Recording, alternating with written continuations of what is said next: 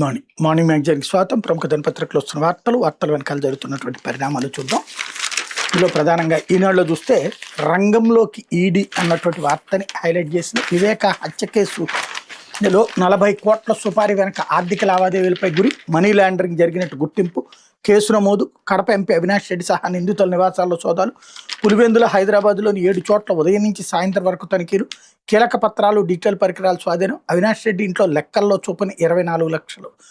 మాజీ మంత్రి వైఎస్ వివేకానంద రెడ్డి హత్య కేసులో ఎన్ఫోర్స్మెంట్ డైరెక్టరేట్ రంగంలోకి దిగింది. ఈ హత్య కోసం 40 కోట్లు సుపారీ చెల్లించేలా ఒప్పందం చేసుకుని నిందితుడు షేక్ దస్తగిరికి అడ్వాన్స్ కింద కోటి ఇచ్చారంటూ సిబిఐ తేల్చిన నేపథ్యంలో ఈ ఆర్థిక లావాదేవీలపై ఈడీ దృష్టి సారించింది. దీని వెనక పెద్ద ఎత్తున మనీ లాండరింగ్ జరిగినట్టు గుర్తించింది. మనీ లాండరింగ్ నిరోధక చట్టం సెక్షన్ల కింద కేసు నమోదు చేసింది. దర్యాప్తులో భాగంగా హైదరాబాద్తో పాటు వైఎస్ఆర్ కడప జిల్లాలో నిందితుల నివాసాల్లో మొత్తం 7 చోట్ల ఈడీ బృందాలు శుక్రవారం ఉదయం నుంచి సాయంత్రం వరకు ఏకకాలంలో సోదాలు నిర్వహించాయి. కడప ఎంపీ వైఎస్ అవినాష్ రెడ్డికి సంబంధించినటువంటి హైదరాబాద్ కోకాపేట గోల్డెన్ మైన్ రోడ్డులోని ఓపెన్ స్కై స్పేస్ అపార్ట్మెంట్లోని నివాసంలోనూ, పులివెందుల్లోని ఇంట్లోనూ తనిఖీలు చేశాయి. పులివెందులో అవినాష్ రెడ్డి ప్రధాన అంత్యుడు దేవిరెడ్డి శివశంకర్ రెడ్డి, యాదాటి సునీల్ యాదవ్, షేక్ దస్తగిరి, తొండూరు మండలం టీ తుమ్మలపల్లె పల్లెలో ఎర్రగంగిరెడ్డి నివాసాల్లో సోదాలు నిర్వహించాయి. అవినాష్ రెడ్డి నివాసం నుంచి లెక్కల్లో చూపని 24 లక్షల రూపాయల నగదు, 2 బ్యాంక్ లాకర్ల తాళాలను స్వాధీనం చేసుకున్న టీడీ ఆపరేటర్లు తెలిపింది. నిందితుల నివాసాల నుంచి పలు కీలక పత్రాలు, డిజిటల్ పరికరాలు స్వాధీనం చేసుకున్నామని పేర్కొంది అన్నటువంటి వార్తని హైలైట్ చేశారు. లేకపోతే కలెక్టర్ గారు ఇదేం తీరు అంటూ జిల్లాల్లోని ప్రభుత్వ యంత్రాంగానికి సారథులుగా మార్గదర్శనం చేయాల్సిన కొందరు కలెక్టర్ల వ్యవహార శైలిపై విమర్శలు వస్తున్నాయి.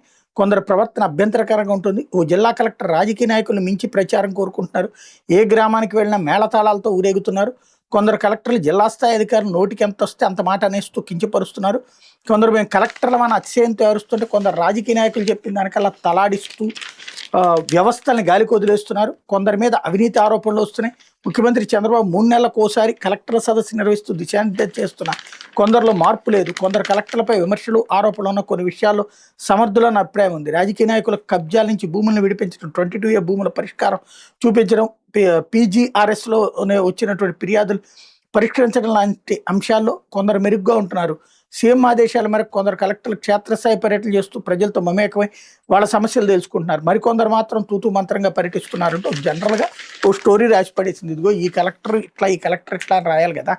లేకపోతే నిజాన్ని దాచి Group 1పై జగన్ అసత్యాలు, మూల్యాంకనంలో అక్రమాలు, అవకతవకలు జరిగిన తప్పుదో పట్టించే ప్రయత్నాలు, సిట్ నివేదిక, హైకోర్టు తీర్పు అబద్ధాలు, ప్రభుత్వం ధ్వజం, అధికారంలో ఉన్నప్పుడు Group 1 మూల్యాంకనంలో భారీ అక్రమాలు చేయడంతో పాటు న్యాయస్థానం తప్పుదో పట్టించాలి అఫిడవిట్లు వేసి వైకాపా అధినేత అధ్యక్షుడు జగన్ విలేకరుల సమావేశంలో అసత్యాలు, అబద్ధాలు నిస్సంకోచంగా వెళ్లివేశారంటూ ప్రభుత్వ పర్యటనలో పేర్కొంది.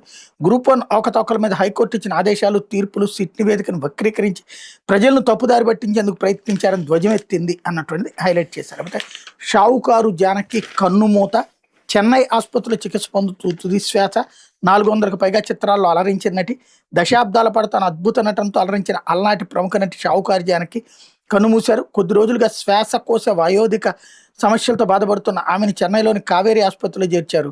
బుధవారం రాత్రి తీవ్ర అస్వస్థకు గురికావడంతో ఐసీయూకి తరలించి వెంటిలేటర్ మీద ఉంచి చికిత్స అందించారు. శుక్రవారం మధ్యాహ్నం ఆమె తుది శ్వాస విడిచారన్నటువంటిది హైలైట్ చేశారు. అంటే దేశ సంప్రదాయాల పరిరక్షణలో యువత పాత్ర కీలకం, పంచ పరివర్తనలో పర్యావరణానికి ప్రథమ ప్రాధాన్యం, ముగిసిన RSS అఖిల భారతీయ సమన్వయ బైఠక్ సమావేశ వివరాలు మీడియాకు వెల్లడి. యువతలో సంస్కారం, సాంస్కృతిక విలువలను కేవలం ప్రసంగాలు, పోస్టుల ద్వారా నిర్మించలేవు, ప్రత్యక్షంగా మాట్లాడి వాళ్ళ భావాలను అర్థం చేసుకోవాలి. దేశ సంప్రదాయాల పరిరక్షణలో యువత పాత్ర కీలకం అంటూ అఖిల భారతీయ సహకారి ముకుంద్ తెలిపారు. విశాఖ జిల్లా గుడిలోవాల RSS అఖిల భారతీయ సమన్వయ బైఠక్ ముగింపు సందర్భంగా మీడియాతో శుక్రవారం ఆయన మాట్లాడారన్నటువంటిది హైలైట్ చేశారు. లేకపోతే రాష్ట్రానికి Navratna company Dugarajapatnam shipyard నిర్మాణంలో భాగస్వామి, సీఎంతో చర్చించినటువంటి Mazagon dock ship builders limited 26,000 కోట్ల పెట్టుబడులు వచ్చే అవకాశం. రాష్ట్రానికి మరో కేంద్ర ప్రభుత్వ రంగ సంస్థ రాబోతుంది. నౌకా నిర్మాణ రంగంలో కీలకంగా వ్యవహరిస్తున్న రక్షణ రంగ సంస్థ Mazagon dock ship builders limited రాష్ట్రంలో తయారీ యూనిట్ ఏర్పాటుకు ముందుకు వచ్చింది. దొగ్గరాజపట్నంలో ప్రతిపాదించి షిప్ బిల్డింగ్ క్లస్టర్ అభివృద్ధికి MDL సంసిద్ధత వ్యక్తం చేసింది. ఈ ప్రతిపాదన మీద MDL ప్రతినిధులు సీఎం చంద్రబాబుతో ఇటీవల చర్చించారు.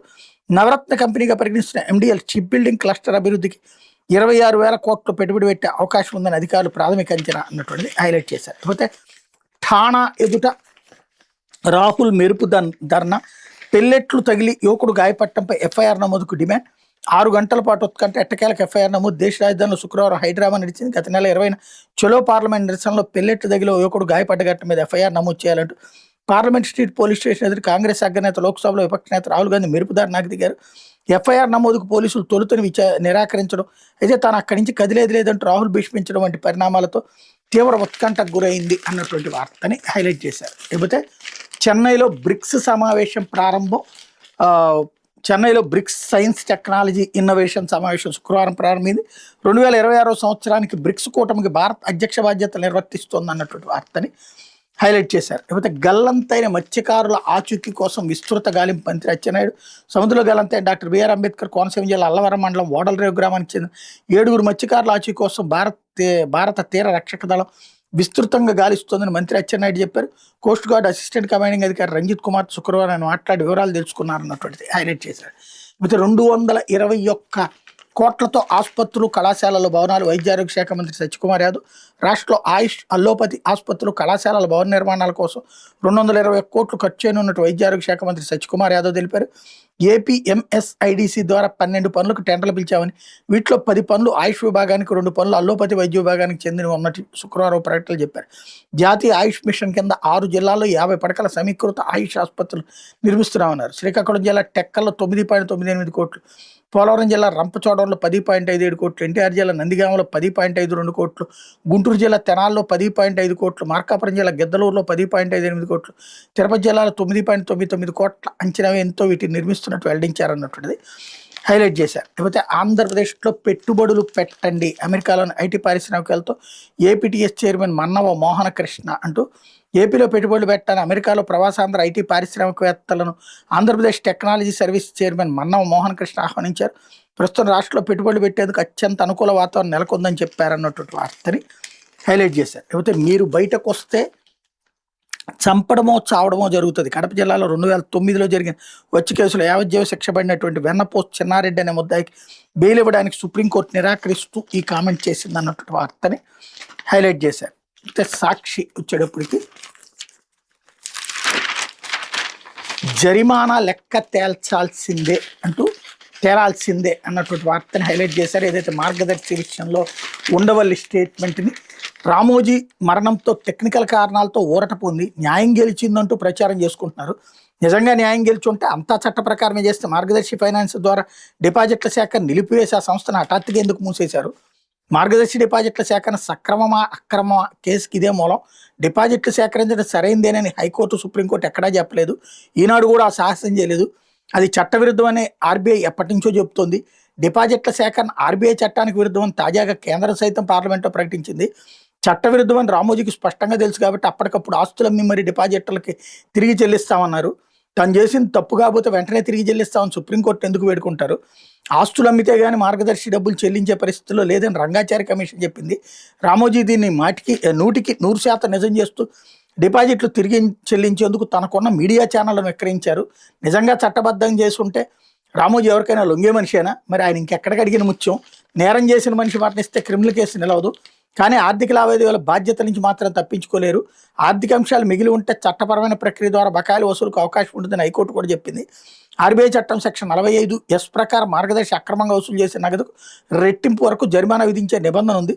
మార్గదర్శి అక్రమాలపై రిజర్వ్ బ్యాంకును ప్రశ్నిస్తా, పార్లమెంటరీ ఆర్థిక వ్యవహారాల కమిటీని సంప్రదిస్తా అన్నటువంటిది హైలైట్ చేశారు. లేకపోతే ఉలకవేం బాబు పలకవేం లోకేష్ అంటూ గ్రూప్ 1పై మేము రెడీ, డిఎస్సిపై సిబిఐ విచారణకు మీరు సిద్ధమా అంటూ చంద్రబాబు లోకేష్ వైఎస్ జగన్ సవాల్. సిద్ధమైతే రెండింటిపై సిబిఐ విచారణకు దర్యాప్తు సంస్థకు లేఖ రాయాలించాలి. వైఎస్ జగన్ ఛాలెంజ్ చేస్తున్న 36 గంటలైనా స్పందించిన సీఎం చంద్రబాబు. విద్యాశాఖ మంత్రి లోకేష్ డిఎస్సి కుంభకోణానికి పాల్పడ్డారు కాబట్టే తండ్రి కొడుకులు మౌనముద్ర దాల్చారంటున్న డిఎస్సి అభ్యర్థులు, నిరుద్యోగులు.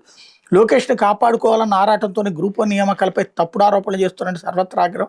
కేంద్ర మంత్రి ధర్మేంద్ర ప్రధానికి ఒక నీతి, లోకేష్కి మరో నీతి అని నిలదీత. వైఎస్ జగన్ ప్రశ్నలకు సమాధానం చెప్పలేక సోషల్ మీడియాలో విష ప్రచారం అన్నటువంటిది హైలైట్ చేశారు. లేకపోతే టాటా పవర్ బాటలో వెబ్సోల్, మరో పవర్ కంపెనీ పరార్. ప్రభుత్వ పెద్దల కప్పం దెబ్బకు బెదిరి బెంగాల్ వెళ్లిపోయిన వెబ్సోల్. వాటాల కోసం కీలక మంత్రి స్నేహితుడు, ప్రాజెక్టులో భాగస్వామి వేధింపులు. నాయుడుపేట దగ్గర 3,538 కోట్లతో సోలార్ సెల్ యూనిట్కి ప్రతిపాదన. 2025 నవంబర్ 15న ఏపీఈడీబీతో ఒప్పందం. జనవరిలో 123 ఎకరాలు కేటాయింపు. 2,212 కోట్ల రాయితీలు ఇస్తూ ఉత్తర్వులు. జీవో ఇచ్చాక కంపెనీ కప్పం కట్టకపోవడంతో 8 నెలలుగా ముందుకు పడని అడుగు. ప్రతిపాదనల ప్రకారం ఇప్పటికే నిర్మాణం పూర్తయి యంత్ర పరికరాల బిగింపు చేపట్టాలి. కప్ప మోసోళ్ల వేధింపులు తట్టుకోలేక వదిలేసి బెంగాల్ వెళ్ళిపోయిన కంపెనీ. నెల వ్యవధిలో రాష్ట్రానికి 2 కంపెనీలు టాటా, 2 విద్యుత్ రంగానికి చెందినవే. జీవోలు ఇచ్చిన తర్వాత వెళ్ళిపోయిన 7వ కంపెనీగా వెబ్సోల్ రికార్డు అన్నటువంటి హైలైట్ చేశారు. అయితే టీడీపీ సీనియర్లలో తీవ్ర అసంతృప్తి. ఈసారి కూడా ఎమ్మెల్సీ పదవి ఇవ్వని చంద్రబాబు, సామాజిక సమీకరణ వల్ల ఇవ్వలేకపోయామని బుజ్జిగింపు. వర్మ, దేవినేని ఉమ, వంగవీటి రాధా, శ్రీనివాసరెడ్డి వంటి వాళ్ళకి నిరాశే.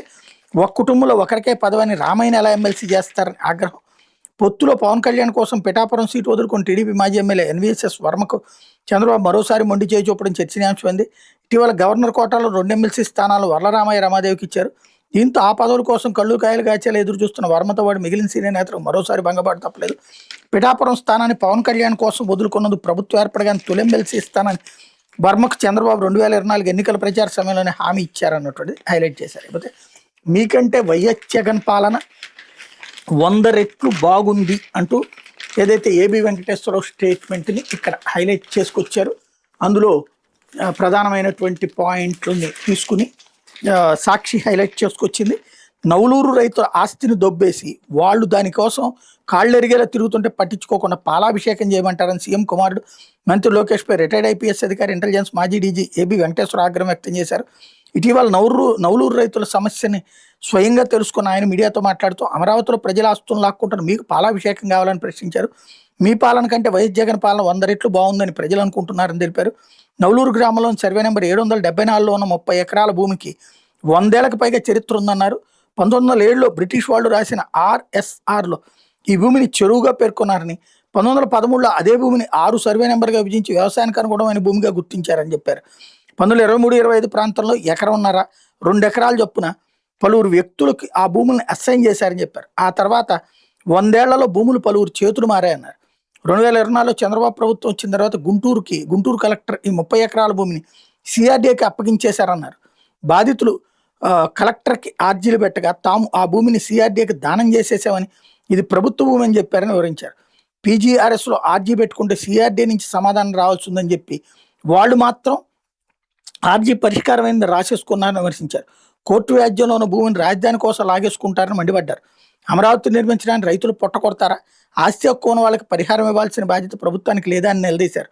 200 గజాల స్థలం కోసం బాధితుడు మళ్లీ హైకోర్టుకు వెళ్లాల్సిన పరిస్థితి వచ్చిందని, ఇది లోకేష్ నియోజకవర్గంలో జరుగుతుంది తంతన్నారు. ఎవరి శవాల మీద మీరు రాజ్యం వెళ్దామని అనుకుంటున్నారని ఆగ్రహం వ్యక్తం చేశారు. ఎవరి ఆస్తుల మీద మీరు రాజ్యం వెళ్దామని అనుకుంటున్నారంటూ మండిపడ్డారన్నటువంటి వార్తని హైలైట్ చేశారు. లేకపోతే పదోన్నతి ఎప్పుడు, బదిలీ ఎక్కడ? ప్రభుత్వ ఉద్యోగుల్లో తీవ్ర ఆందోళన. రాష్ట్రపతి ఉత్తర్వుల అమలు కోసం బదిలీలు, పదోన్నతులు నిలిపివేత.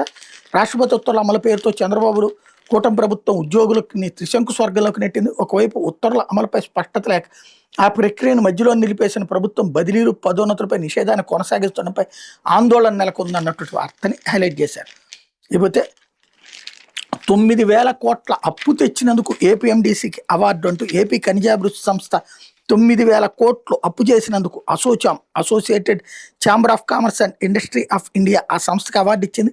నాన్ కన్వర్టబుల్ డిబెంచర్ బాండ్ల ద్వారా భారీగా నిధులు సమీకరించి ప్రభుత్వానికి ఇచ్చినందుకు బెస్ట్ స్టేట్ లింక్డ్ ఇష్యూయర్ అవార్డును గురువారం ముంబైలో జరిగిన నేషనల్ సమ్మిట్లో అసోచాం ఈ అవార్డును అందించింది అన్నటువంటి వార్తని హైలైట్ చేశారు. ఇకపోతే ఆంధ్రజ్యోతి వచ్చేటప్పటికి అన్న చెప్పాడంటే అబద్ధాలే, గ్రూప్ 1పై జగన్ మాటలన్నీ డొల్లే, కోర్టు తీర్పు, సిట్ నివేదిక వక్రీకరణ, మెయిన్స్ పరీక్షల మాన్యువల్ మూల్యాంకనంలో 17 రోజుల తర్వాత సీసీటీవీ ఏర్పాటు, పరీక్షా కేంద్రంలో నిషేధం ఉన్న ఫోన్లు వాడారు, డిజిటల్ మూల్యాంకనం వద్దన్న న్యాయస్థానం, ఓఎంఆర్ స్లిప్పుల్లో సవరణలు చేసినట్టు సిట్ నిర్ధారణ, ఎగ్జామినర్కి తెలియకుండానే మార్కులు తగ్గింపు, తాను 99 మార్కులు వేస్తే ఎవరో 86కి తగ్గించారు, సిట్ విచారణలో ఎగ్జామినర్ వెళ్ళి ఇవన్నీ వదిలేసి అక్రమాలే లేవంటూ జగన్ బుకాయింపు, వైసీపీ అధినేత అబద్ధాలకు ప్రభుత్వం కౌంటర్ అన్నటువంటిది హైలైట్ చేశారు.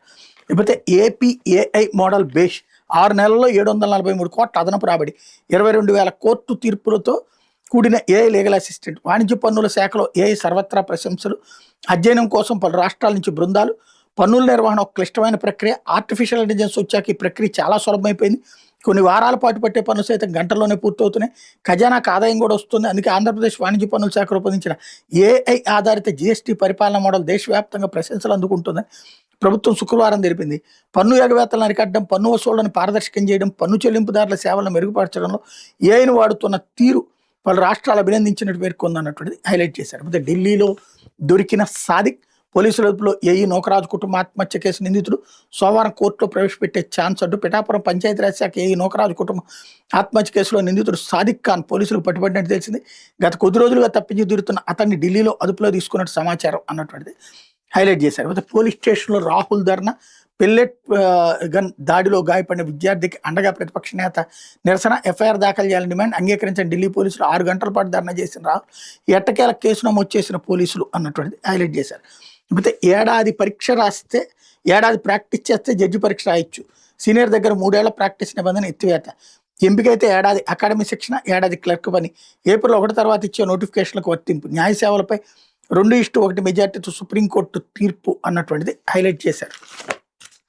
లేకపోతే రాష్ట్రంలో 2వ వేసవి అంటూ రికార్డు స్థాయిలో ఉష్ణోగ్రతల నమోదు, ఎండిపోతున్న పంటలు, ఆగస్టు మూస్తున్న పూర్తిగాని వరి నాట్లు, నెలాఖరు వరకు అంతంత మాత్రంగానే వర్షాలు అన్నటువంటి వార్తని హైలైట్ చేశారు. లేకపోతే 100 కాదు 50 అంటూ ఏడాది నీట్ అడ్మిషన్లో పిడుగురాళ్ళ మెడికల్ కాలేజీ 50 ఎంబీబీఎస్ సీట్లకి పరిమితం కాబోతుంది. 3 వారాల క్రితం ఈ మెడికల్ కాలేజీకి 100 ఎంబీబీఎస్ సీట్లు కేటాయిస్తూ లెటర్ ఆఫ్ పర్మిషన్ ఇచ్చిన ఎన్ఎంసీ ఆ తర్వాత వాటిని 50 కుదించింది.